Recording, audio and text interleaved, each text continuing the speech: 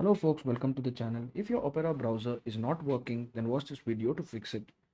Now, if our Opera browser is not working or is hanging or is crashing repeatedly, then we need to uninstall it and reinstall it again. That's the only solution. So we will right click on the start button, go to settings, and we will go to apps, installed apps, and we will search for Opera.